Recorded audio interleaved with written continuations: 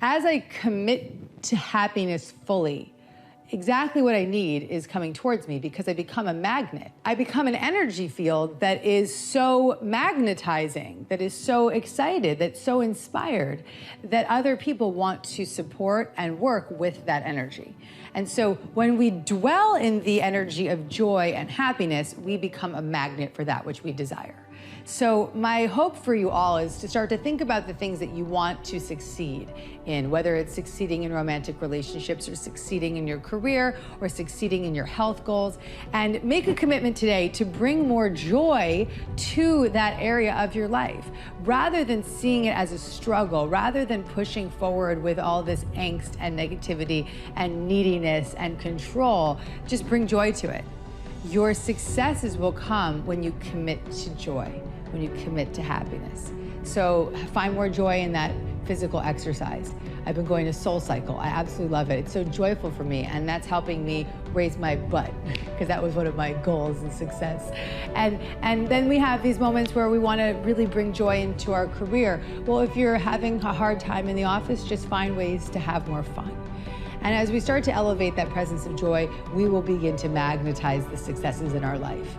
And so take this very seriously, bring this practice into your day-to-day experiences, and make joy and happiness your #1 priority, and recognize how your successes will be brought to you in a form far greater than you could ever imagine when your primary focus is happiness. Well, it's always important for me to think about the roles that I'll be playing or the messages that I put in my music. You know, I always want there to be some sort of strength behind every song that I put out or character that I play. And I want people to feel empowered. I'm a firm believer in what you put out in the universe is what you get in return. And I put that energy out there, and I feel like that's what always comes back. I think the physics training is a very good training where it's a good framework for reasoning, where you're trained to think about first principles and reason from there. And that means boiling things down to the most fundamental truths and then connecting those truths in a way to try to understand how reality is. Because physics has this problem where they're trying to figure out things that are totally counterintuitive. Yeah. And so they had to have a framework for getting there. Like quantum mechanics is incredibly counterintuitive, but it's true. And so so physics developed a framework for figuring out things that aren't obvious. And that's why I think it's a lot of advice, but it's the right framework.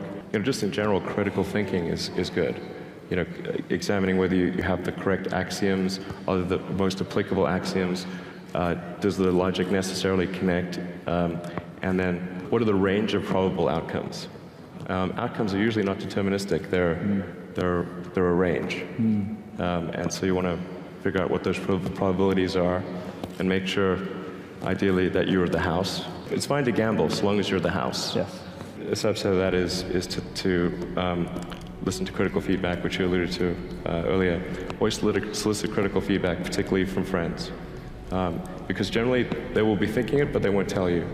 Yeah. Let's talk about what, again, average versus phenomenal. When people are met with opposition, what do you do? What do you do if you're average, and what do you do if you're phenomenal?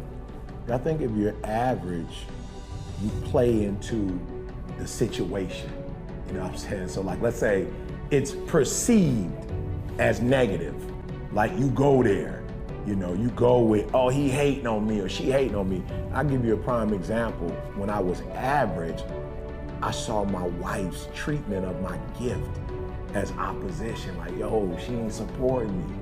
You know what I'm saying? Like, yo, I'm out here speaking. You know what I'm saying? Like, every time I speak, she critiquing me.